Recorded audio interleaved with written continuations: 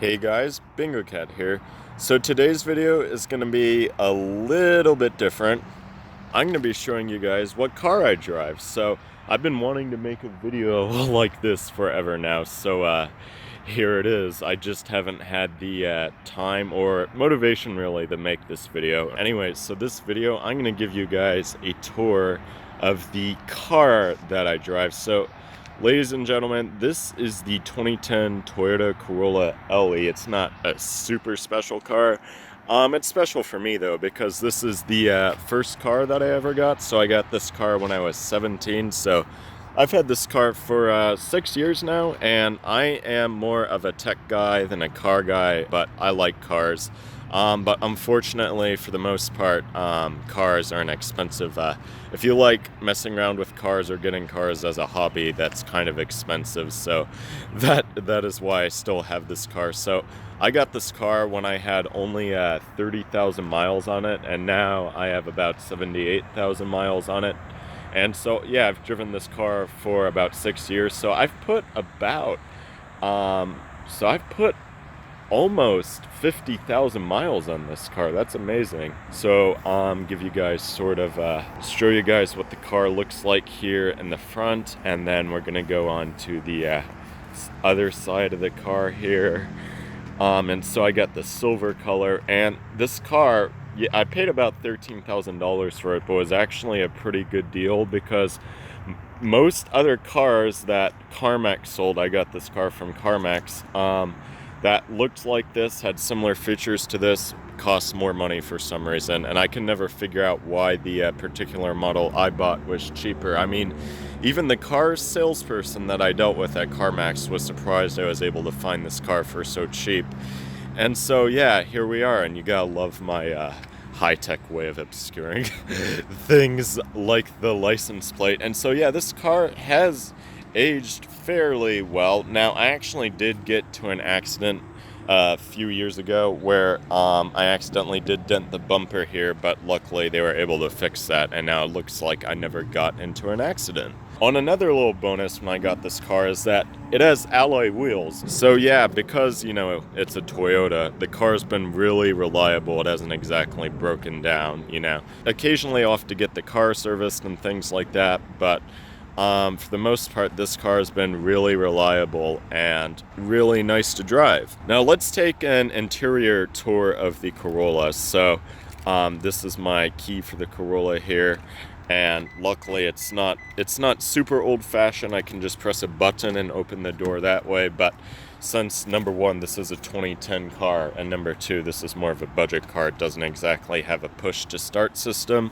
So if we enter the car, because once again this is a lower end car, the majority of the front here, or the majority of the car's interior, is plastic, except for this cloth seat here. And of course this isn't leather or anything like that, it's just very basic cheap cloth. So the front of the car here, if you look behind the steering wheel, the dashboard it's really basic. It's nothing special. It still has, you know, like an actual physical speedometer instead of an electronic one. Now, however, if I actually go ahead and turn on the car, this part of the gauge cluster here, this actually is electronic, and you can see stuff like the total miles you put on the car, or let's see what else. And you can also have like trichometers and stuff like that, and it shows that I'm parked right here.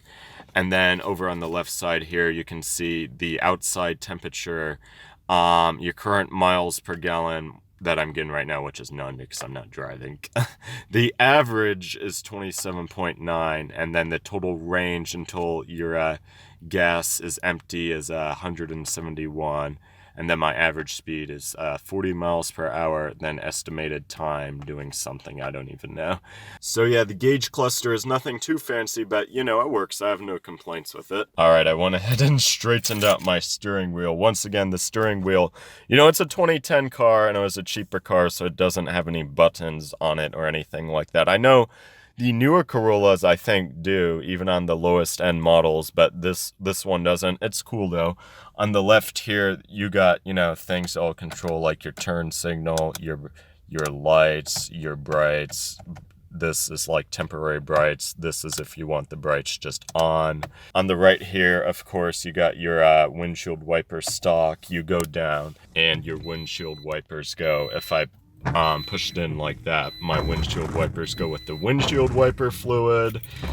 And yeah, that's that. So yeah, once again, the steering wheel, nothing special. Now, if you go down here, this is actually, I believe, I don't even know what this is. Might be traction. I really should know. I'm the one that owns this car. You got your electronic mirror controls here. And then, but before I forget to mention this, the door on the driver's side, of course, you got your window controls. Now, something that I don't get is why do they make it so you can push it down all the way for the window to go down automatically, but when you can't pull it like extra for the window to go up automatically. Like my dad had a 2009 Toyota Prius where you could just if you did this for the window, it would go up automatically, but for some reason this 2010 Toyota Corolla doesn't do that. It can only go down automatically. And to be honest, I don't really get why. And so, of course, you got your window lock here, your door lock and unlock. And, you know, the door, you know, it's nothing special. Once again, it's cheap plastic. Now, what I do like about these doors is that they have, like, bottle holders and stuff here. So I can always just put a water bottle here instead of in the center console here. Now, sometimes what people have done in the past is, you know, I'll have, like, passengers riding in the front seat. Or even in the back seat here on the back door, it has a bottle holder. What the passengers will do is they'll forget to get their drinks, so that's actually kind of annoying, but you know, it's still nice to have a bottle holder there. So now if we look at the center here, once again, you're not going to get a touchscreen because number one, it's a 2010 car. Number two, this is a budget car, but I mean, it's more than fine for what I do. Like, you got your radio controls here, and usually I just have it on the aux input. And fun fact, before 2009, the Toyota Corolla didn't even have an aux input, which, you know, MP3 players have been around since, what, 1998, maybe even earlier, so. But at least they finally actually have an aux input. But to be honest, I don't even I don't even plug my phone into the aux input. I have my phone go to this little Bluetooth dongle here, which I have that plugged into the aux input. And that way I'm able to have my phone up here without necessarily having to run a cable down from here to the aux input. And so, yeah, that's that. So this little radio display here doesn't even display the time. The time display is down here, which I find kind of strange because in cars my parents have owned in the past, you know, it's like the clock is integrated into the radio display, but for some reason, not on the 2010 Toyota Corolla. And so, yeah, this radio is really nothing special. You know, you can choose like 6 preset stations here, and I can switch between, you know, FM1, FM2. And then, of course, it also has an AM radio, but I literally don't remember the last time I used AM radio, and I don't really know anyone that listens to AM radio. And then this does have a CD player in it, but it's not a CD changer. Like, you can only put one single disc in there and just listen to, you know, the 12 tracks or so that's on that disc, which is kind of lame that this wasn't a full-blown CD changer. But you know, since it's 2018, I don't listen to music CDs anyways, so it's not that big of a deal. Like when I got my car in 2012, I burned a few music CDs in iTunes with the intent on listening to them in this car because, you know, I had the CD player here, and then I'm like, why am I doing this? I have a perfectly good iPod Touch that I can just listen to music off of that.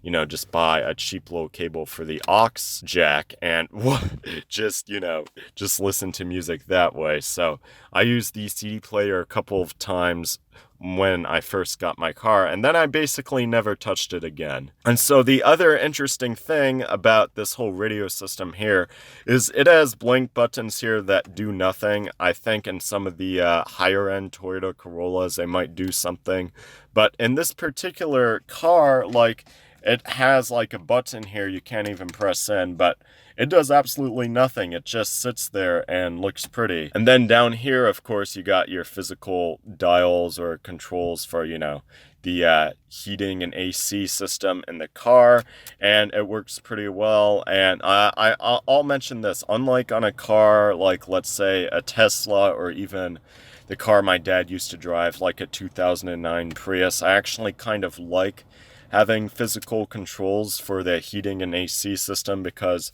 I don't have to take my eyes off the road while I'm driving. I can just feel, this little dial here and know that I have to turn this for the heating and AC system to go on and for it to go off. So if we move down here, I do like it how Toyota gave you a little place where you can store some miscellaneous stuff down here, even though all I store in here is a little Bluetooth adapter. And of course, you can plug several electronics and stuff like that into here.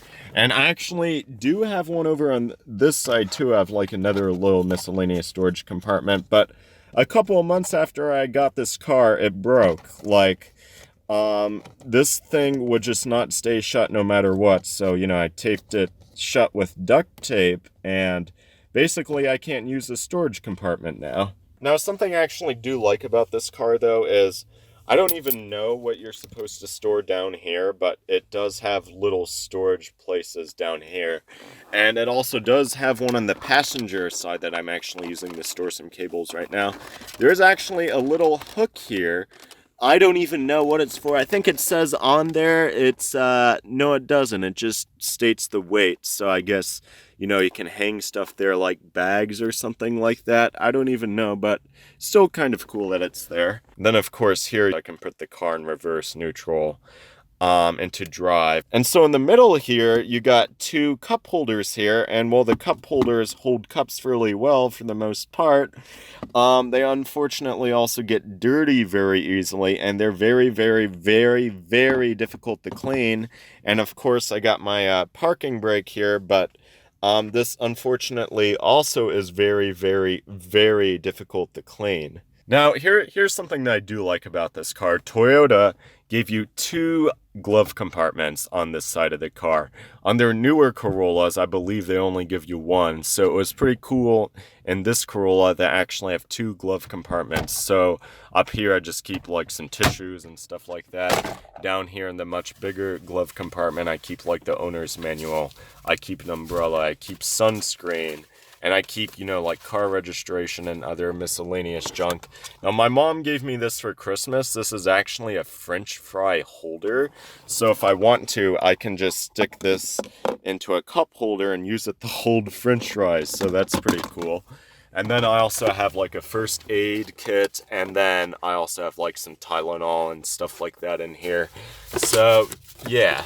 Now the front speakers for this car are integrated into the door, and that's fine. I also got a few vents on the front of my car. Now for this vent over here on the very right side of the car, if I don't want this vent to blow air on me, I can just simply slide this little thing over here to the left, and this will close the vent completely.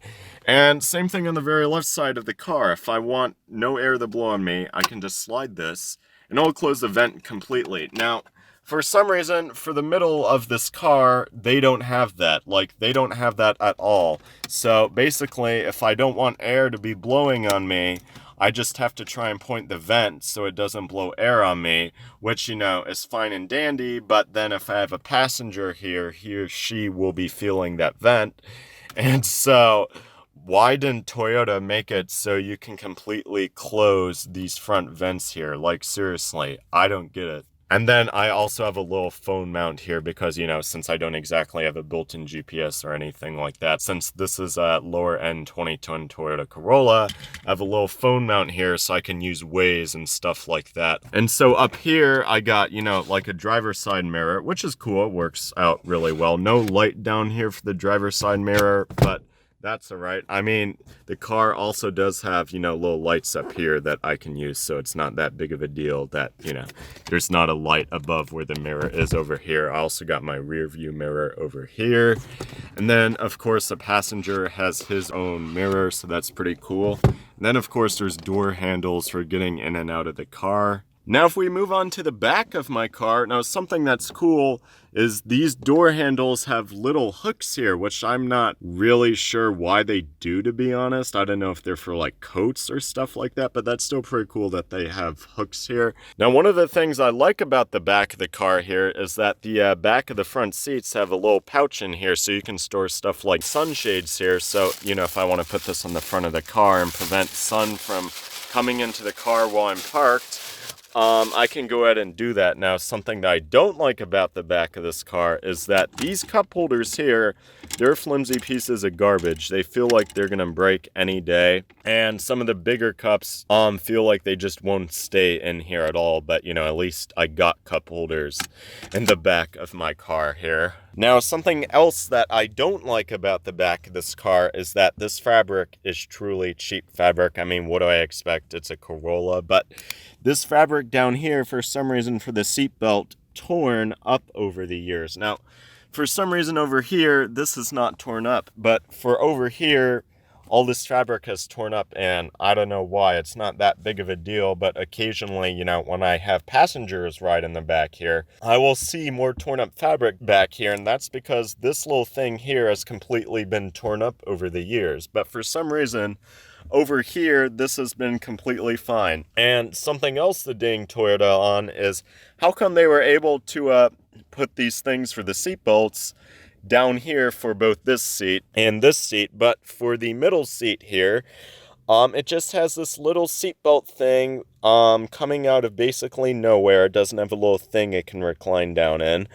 And for some reason, if you want to use a seatbelt in the middle, you have to put it into this little seatbelt holder here. For the left seat here, you can put it into this seatbelt holder. So the seatbelts will crisscross for some reason. Now, something that I do like about the back of this car is I like it how these seats have headrests. So all three back seats back here have headrests. Now, this is more of a safety thing rather than a comfort thing, but I remember so many cars back in like the 90s didn't have headrest in the back, but now my 2010 Toyota Corolla does, and I really like that because just having headrests on a seat does feel a little bit more comfortable. But once again, the reason there are headrests nowadays in the back seat is more of a safety thing. So, you know, if you get into an accident, you won't get your head whiplashed. Now, I forgot to, when I was in the front, to give a tour of the center console here, but here's the center console. I just keep all sorts of miscellaneous garbage in there, and there also is like a power port over here. So, you know, if you're a backseat passenger, this is where, you know, you could probably like plug your phone and stuff like that in here. So I do have this neat little multi-tool here that has a fork on it, a spoon, and some other tools on there. And then I also got like a tire pressure gauge. And then I also do have a spare pair of sunglasses in here. I do have a flashlight in here in case I ever need it. And then I also do have some miscellaneous cables in here. Like, this is a mini USB cable, the black cable, and then I also have a lightning cable. So basically for my passengers here and for myself, I wanted to make it so basically almost any mobile device that anyone has, they can charge their device in my car even if they forget their own charger. So, you know, I got mini USB, micro USB, lightning, and then I also have USB Type-C. So that should be enough to charge basically just about any mobile device nowadays. Now, the speakers for the back seat are actually right up here. There's a speaker here, and there's a speaker here. Now, you can put these back seats down, but in order to do that, you'd have to access the control from the trunk. So in order to open the trunk, there's two little levers. There's one for the trunk here, which we're just gonna pull here. And there's also a button on the key right here. And then there's also like a gas cover release. I'm gonna go ahead and show you guys that too. And so this is where the gas goes in. It goes in on the left side of the car. Now, this looks really dirty and really gross, but I can probably just clean this up later if I want to. Now, let me show you guys something that I did not even realize until I read a Reddit post about it. Did you know that this little space here on the gas cap door is actually supposed to be used for holding your gas cap while you're filling up your car? Because I didn't. what I used to do was just dangle my gas cap down here while I was filling up my car with gas. But no, in fact, they just thought of a way where, you know, you can actually hang your gas cap like this, or if you wanted to, like that. And so you don't just have to dangle your gas cap down if you don't want to, which I didn't know that until a few months ago, so that was interesting. Now, if we go into the trunk of my car, it's nothing special really, it's just a standard trunk. If you want to lower the seats here, you have to pull this little lever here, and there's a little lever on this side. And so yeah, this is pretty much the trunk. I just keep some miscellaneous things in here, like I keep this little inflator for my tires in case my tires start losing air and I have to inflate them for some reason. And then I also keep some little bags down here that I always forget exist. And then I also keep jumper cables back here, and here's my gym bag because I'm probably going to the gym directly after I'm done with this video. And then I also got a little brush to wipe snow and stuff off my car, and then I also got a ice scraper here, so you know. I also have this little traveler roadside kit here that includes stuff like, you know, booster cables, batteries, rubberized flashlight, and it includes all sorts of stuff here. It even includes duct tape and, you know, a first aid kit, which I didn't even know it had until now, so that's interesting. Now, something else that I do like about this car is if you go down here, you actually get a full-blown spare tire, which in a lot of modern cars, most modern cars, you don't even get a spare tire with the car, because the idea with modern cars is that they'll include like a little air pump there, and the idea with that is if you get a flat tire, you can just inflate the tire with a little bit of air, and that should be more than enough to get you to, you know, a place where you can actually get the tire replaced. But I really don't like that idea because it's nowhere near as reliable as just having a spare tire in the car. And I mean, this car is not big at all. It's pretty small, and somehow, some magical way, Toyota was able to include a spare tire, like a full-blown spare tire with their car, so that's pretty nice. Now, something that I do not like about this car is, you know, it has a nice grille here, and you'd think that'd be some kind of metal, but wrong. This is plastic, which, you know, I'm not expecting too much. This is a cheaper car. But, you know, the grille looks nice, but it's literally just cheap plastic. And then the front bumper on my car here, I cracked back in like 2012, but I just simply never got this thing fixed. I tried taking this car on a muddy dirt road, but that wasn't the best idea. And I almost got stuck in the mud, but luckily I managed to maneuver myself out of the mud, but unfortunately it led to this crack in the front bumper, but it has not gotten worse over the years, so I just figured it really isn't worth the money to take in this bumper to get fixed. Now, last but not least, if we were to take a look under my hood here, I have to feel, let's try and open the hood. Here we go. It's pretty warm under here, but that's just because, you know, I had the car on. Anyway, so if we look under the hood here, here's my engine, and you know, it's a little bit dirty under here, but I'm not I don't care if it's clean or not, because, you know, I literally never see this area of the car. And so the car isn't that fast. It doesn't have the fastest engine in the world, but, you know, it does what I need it to do. It's not like I take this car into, you know, like drag races or stuff like that. I just literally drive it around on regular roads, so that's all I do with this car. I don't ever take it like off-roading or anything like that. I mean, like, come on, it's a 2010 Toyota Corolla. It's not, you know, it's not like a Jeep for off-roading. You know, it's not like you aren't taking this car drag racing, you aren't taking this car off-roading. It's just for driving around on regular surface streets, so it's not the biggest deal in the world if it's not that fast or not. Alright, so here's what it's like to drive a 2010 Toyota Corolla. I'm gonna sort of do this like Doug DeMero style, where I just take this car out on the road for a little bit. and I'm waiting to maybe eventually turn here. And so this car, for the most part, it handles pretty well. I mean, maybe either way, or maybe I just got used to it, but the steering is perfectly fine. Like, steering is not like the tightest, nicest steering, you know, in the world, but it's not that bad either. And then braking, this car brakes fairly well. Now acceleration, I mean, you know, it's when you press down on the brakes, it's not super jerky braking, but you know, it's not the best braking in the world either. Don't really know the best way to explain this. Now acceleration, it's not super speedy on this car, but you know, it's not the fastest acceleration in the world either. Like